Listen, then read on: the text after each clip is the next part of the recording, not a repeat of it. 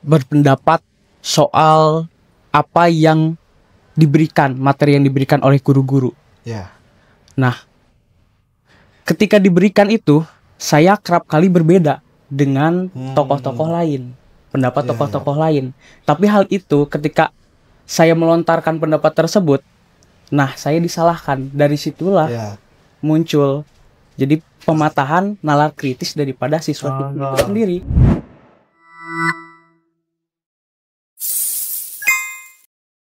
Halo semuanya, selamat datang di podcast Semankara.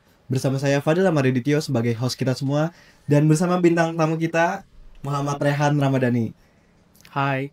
Nah, sebelumnya sedikit biodata tentang Rehan ini. Dia juga pelajar di SMA Negeri 1 Kramat Watu ya, di sekolah ini. Dan berasal dari kelas 12-8, betul? Iya, betul. Nah, teman-teman mungkin seperti yang bisa dilihat, yang ada di TV ini kan kita membahas tentang literasi, terutama literasi yang ada di Indonesia.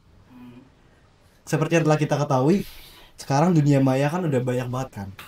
Kayak gak mungkin banget gak sih ada orang yang gak pakai dunia maya, kecuali memang berketerbatasan kan. Tapi kalau yang saya lihat di Indonesia sendiri, banyak sekali orang yang ketika berkecimpung di dunia maya, dia tidak bisa mengolah informasi dengan baik. Dia tidak bisa kayak tahu yang mana yang benar dan mana yang salah ya. Yang salah. Iya, apalagi termakan hoax. Betul banget. Nah, ada gak pendapatnya sendiri terhadap isu-isu atau permasalahan literasi yang ada di Indonesia, terutama bagi pelajar-pelajar gitu? Iya, karena di Indonesia ini khususnya tuh minim sekali minat untuk membaca. Yes. Nah, minat membaca sendiri itu diawali oleh rasa keingintahuan. Nah, betul. Yang jadi permasalahan ini adalah kebanyakan orang Indonesia ini tidak ada rasa ingin tahunya. Iya. Tapi tentu ini kan menjadi hal yang mengkhawatirkan ya, bagi kita semua. Apalagi bagi pelajar-pelajar gitu kan. Kalau nggak salah data dari PISA itu skor literasi Indonesia 359, sedangkan rata-rata di dunia literasi membaca itu 372. Jadi peringkat ke-74 kalau nggak salah, dari 79 negara. Dari 79 negara, hampir paling bawah banget. Sedangkan Indonesia sendiri negara yang gede kan, dengan populasi yang luas, para pelajarnya yang banyak banget. Tapi justru tingkat edukasi terhadap literasinya sangat-sangat kecil. Sangat-sangat minim. Tapi menurut saya pribadi, karena dipatahkan oleh sekolah itu sendiri. Kenapa bisa begitu? Kenapa bisa begitu? Contoh seperti ini. Saya kerap kali dari mungkin SD, SMP sampai sekarang kerap kali berbicara, berpendapat soal apa yang diberikan, materi yang diberikan oleh guru-guru. Nah, ketika diberikan itu, saya kerap kali berbeda dengan tokoh-tokoh lain, pendapat tokoh-tokoh lain. Tapi hal itu ketika saya melontarkan pendapat tersebut, nah saya disalahkan. Dari situlah muncul jadi pematahan nalar kritis daripada siswa itu sendiri. Jadi kita dipaksa buat menghafal bukan memahami. Menghafal dan memahami, dan dipaksa untuk setuju. Contohnya semisal rumus MTK. Saya kerap kali nulis rumus tapi berbeda dengan rumus yang disampaikan, dan dari situ saya disalahkan. Padahal jawabannya benar, cuman karena caranya beda. Jadi harus sama, harus seragam semua. Padahal kenapa enggak? Mungkin zaman dulu itu dianggapnya sebagai penemuan baru. Betul enggak? Iya betul. Iya. Tapi kan kalau kita berbicara tentang literasi, hal seperti itu memang tadi yang telah disampaikan mematahkan semangat kita buat berpikir kritis, buat bernalar kritis kan. Iya, kerap kali sekolah. Iya. Tapi saya yakin pasti banyak banget orang-orang di luar sana yang walaupun sudah tahu hal tersebut, seringkali kayak dipatahkan nalarnya, seringkali dijatuhkan, dia tetap ingin belajar, dia tetap punya rasa ingin tahu, dia ingin membiasakan dirinya untuk literasi. Nah, lu sendiri ada nggak kayak misalkan habit-habit kecil yang bisa kita bangun, atau enggak kayak kebiasaan-kebiasaan yang bisa kita bangun sehingga kedepannya kita bisa mulai rajin buat literasi gitu, terutama membaca? Kalau dari saya itu sering-seringlah bertanya, baik itu hal-hal kecil maupun hal-hal besar. Contohnya ketika SMP, saya berminat sekali kepada filsafat. Nah, saya mempelajari itu. Setelah saya mempelajari, ternyata yang saya pelajari adalah filsafat idealis. Nah, dari situ saya bertanya lagi, emang ada apa lagi dalam filsafat itu? Ternyata ada filsafat materialis. Ya. Saya pelajari lagi karena apa? Karena dari bertanya. Kemudian saya kurang lancar dalam berbicara. Nah, pada saat SMP saya pelajari seluruh buku mengenai seni berbicara. Ya. Retorika mungkin. Oh. Dan banyak buku lainnya. Nah, dari situ itu baru mulai membangun kebiasaan untuk literasi. Dari rasa penasaran. Tapi kan problemnya begini, banyak orang yang ingin memulai membaca, tapi dia emang malas gitu. Sebenarnya tidak bisa kita salahkan sepenuhnya itu bahwa itu salah dia karena dia malas membaca buku. Tapi kan seenggaknya bisa kita bisa membangun kebiasaan membaca buku itu lebih baik lagi kan. Iya betul. Nah, ada nggak caranya buat membangun kebiasaan membaca itu? Karena nggak semua orang bisa langsung beli buku, ngebaca buku, nggak bisa semuanya kan. Ada keinginan untuk itu. Nah, jadi targetnya itu bukan 10 menit atau 30 menit kita duduk membaca, tapi targetnya itu bagaimana atau apa yang tertarik kita saat ini ketika kita membaca mendapat pengetahuan tentang hal itu. Jadi mau berapa menit pun, yang penting kita udah tahu nih ilmu tentang hal tersebut. Kayak sekarang mungkin saya di SMA ini walaupun gak belajar akuntansi, saya tertarik dengan akuntansi kebetulan. Nah, saya pelajari di detik itu juga. Gak ada target mau belajarnya dari jam sekian sampai jam sekian, gak ada hal tersebut. Jadi saya ya mengalir aja seperti itu. Ya, kebanyakan orang memang seperti itu ya. Misalkan kayak saya sendiri justru kayak gitu. Kayak aduh, hari ini belum membaca sama sekali. Saya coba targetin seenggaknya 10 menit buat membaca. Tapi justru itu yang jadi beban. Jadi beban. Oh iya, karena kita mikirnya kayak wah, gue harus ngebaca 10 menit, bukan kayak gue pengen tahu sesuatu dari 10 menit yang gue punya itu kan. Iya betul. Iya. Bukan karena pengen tahu, tapi karena memenuhi standar kita. Iya. Jadi ketika kita membaca juga kita nggak bener-bener enjoy, tapi di bawah tekanan bahwa gue harus nyelesain target gue membaca dalam waktu seenggaknya 10 menit itu kan. Iya betul. Tapi kan memang tadi banyak membaca filsafat kan. Iya. Nah, dari literasi terutama membaca, itu kan membaca menentukan cara berpikir kita. Dan cara berpikir kita juga menentukan hidup kita. Betul, ya kan? betul. Nah, misalkan saya mau membaca nih, tapi kan kayak banyak sekali problem-problemnya. Kayak misalkan ada orang yang kayak, aduh, gak ada uang buat beli buku, aduh gak ada akses buat ke buku gitu. Alternatif buat cari bacaan, terutama di dunia maya, apalagi AI sekarang banyak banget ya. Kayak orang pakai AI langsung serta-merta jiplak apa yang ada di AI tersebut, nggak mengolahnya lagi kan. Iya betul. Ada gak cara buat kita mengolah informasi dari dunia maya itu agar kita bisa seenggaknya meningkatkan cara kita berpikir ketika kita membaca.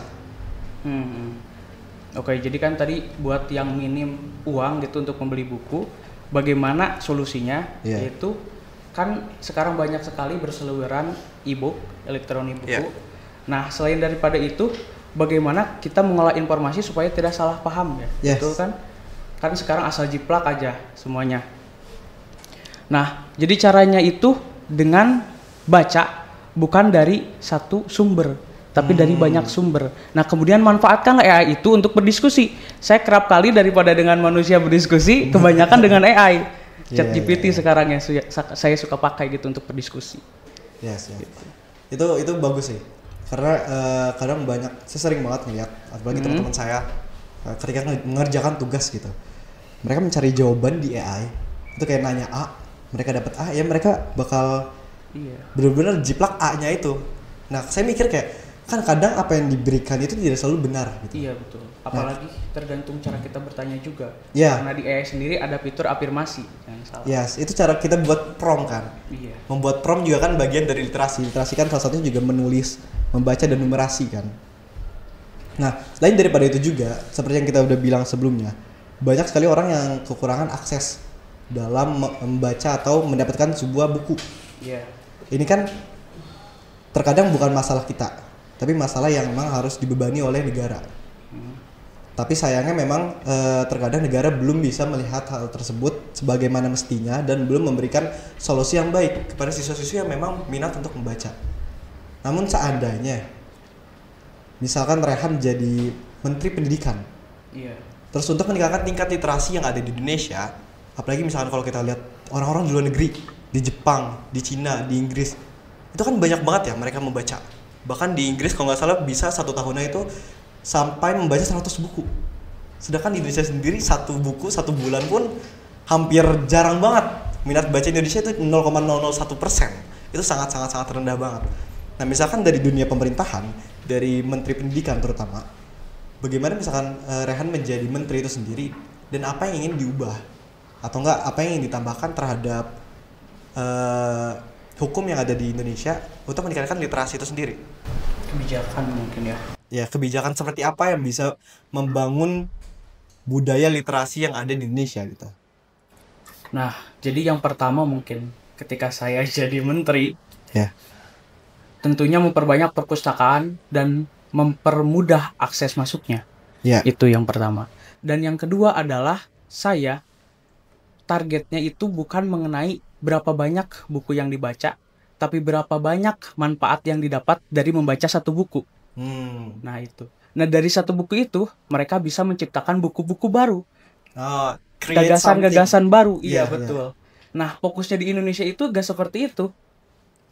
Jadi bagaimana targetnya membaca sekian buku, kemudian kalau udah membaca buku udah saja. Padahal kan itu harus dipelajari, harus dipahami. Kalau bisa harus jadi expert di bidangnya. Semisal dari kita baca skill atau buku mengenai public speaking, kita harus dalami itu dan harus jago. Terlebih lagi mungkin lebih-lebih kita bisa meng-create buku mengenai hal tersebut. Karena memang seperti yang kita bahas di awal, banyak banget pelajar Indonesia yang masih fokus terhadap menghafal, bukan memahami kan? Bukan memahami, iya betul. Tapi pertanyaan terakhir untuk Rehan, misalkan ada satu hal yang ingin disampaikan kepada terutama pelajar terkaitan dengan literasi. Misalkan boleh Rehan bisa menyampaikan satu hal ke seluruh pelajar Indonesia tentang literasi, apa yang bakal disampaikan? Satu hal mungkin ya yang benar-benar perlu banget disampaikan, bahwa cobalah untuk belajar membaca hal apapun yang kalian minati, baik yang di bidang otomotif atau seni, karya sastra lain, kalian berminatnya di situ, silahkanlah telaah pelajari di luar daripada sekolah. Karena saya pribadi juga mendapatkan banyak ilmu kebanyakan di luar daripada sekolah itu sendiri. Dan ketika tadi Fadil bertanya bahwa bagaimana ketika saya menjadi Menteri Pendidikan, mungkin itu juga gak mungkin, atau satu hari dilantik langsung direksi. Enggak, itu hanya seandainya saja. Seandainya. Ya jadikan contoh, pemerintah itu mungkin banyak juga orang-orang yang punya visi besar.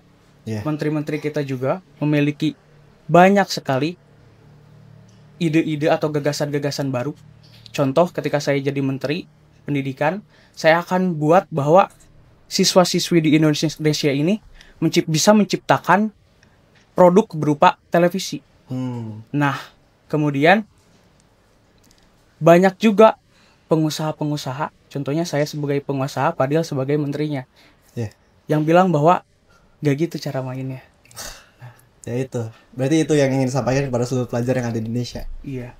Jadi itu ya teman-teman, seperti yang telah kita bahas sebelumnya, insight-insight sebelumnya, literasi yang ada di Indonesia itu memang sangat-sangat penting, terutama untuk memproses atau meningkatkan cara kita berpikir.